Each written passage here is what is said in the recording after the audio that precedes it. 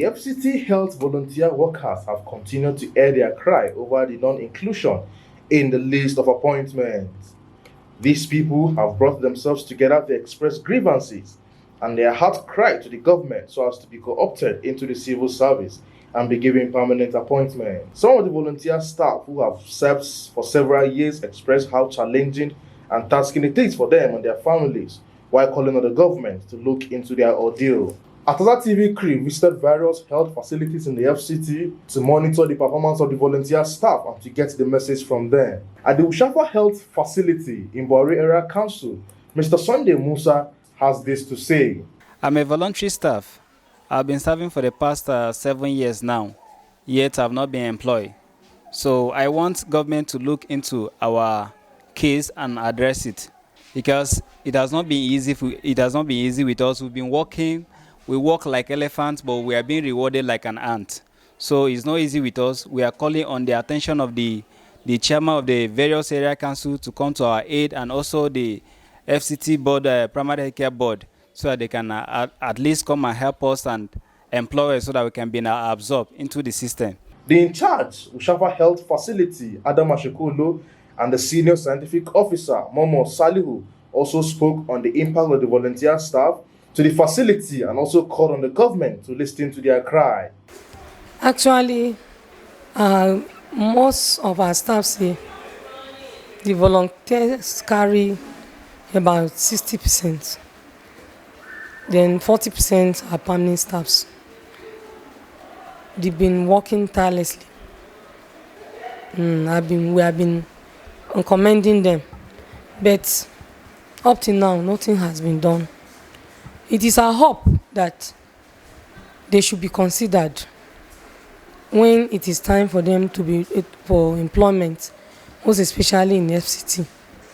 Because almost all the facility, my facility is not the only health center that has volunteers. We have 49 facilities in Buhari Area Council. On almost every facility, the volunteers are there, and they carry at least 60% volunteer staffs. So it's our prayers, it's our sincere prayers or our wish that the government should consider them and create an avenue for employment. For several years we've been with these volunteers and they become part of the system. Part of the system in the sense that in our absentia there is nothing they cannot do. Tremendously they've been of help to this system, and we are hoping one of these days they will become part of the family properly, as in they will be gainfully employed. At the primary health center, ALAITA, the staff were seen moving up and down, attending to patients with joy and delight.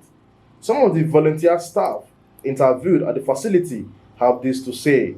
From ALAITA Primary Health Center located in Airport Road, Abuja. Being a volunteer is so saddened and heartbroken because we've been in the service here for over 6 years now. And most of us here have been serving over 10 years. In the facility here alone, we have more than 10 volunteers working in the facility. So we are not finding it easy.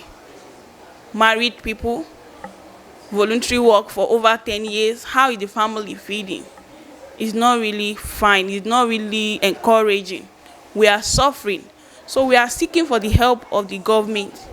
If they can help us, we really need their help.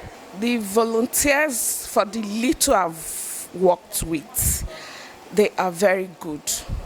Nigerians should, during employment, should think of getting them along rather than keeping them, still giving them that little money which is not going anywhere. Having felt the impact of this staff who put their lives in the line for humanity and safety of lives, patients also spoke on how the volunteer staff in various health facilities in the FCT have helped them and also pleaded on the government. Actually, this facility, this place is a very nice place. Every time I come here, the nurses, the doctors, they accept me with warmth and hospitality. And really, it really shakes me, because I've been to so many hospitals. Some of them might be quite hostile, but here, they are quite encouraging. And when I came to them with my product, I said, this is what I sell, and I would like to talk to your mothers.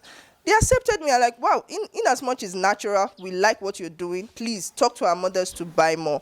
And when I come here, I see them lecturing mothers. They talk to mothers, talk to pregnant women. This is what you should do in pregnancy. This is how you should go about it.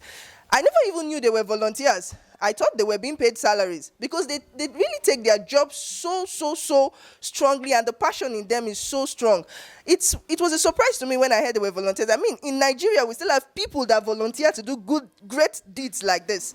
It is really very nice, and I appreciate them so greatly. I want Nigerians to appreciate them. To share some of my experience here at some of the healthcare facilities in Nigeria.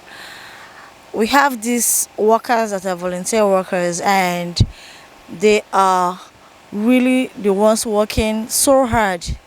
Like in this healthcare facility, someone like Mrs. Laide is one of the key workers here, and she is a volunteer worker, and she goes with a stipend. She's not even paid well or paid anything at all. I want to encourage the government to please, if possible, give them some assessment and convert them to permanent staff, so that their services can be well appreciated. These staffs have been crying and have been working committedly, saving lives, with little or no pay for several years. But the question is, for how long shall they continue like this? For how long will they continue to work without pay? And when will the government listen to them and inculcate them into the civil service? Barnabas Adamu Gadaga for Akaza TV.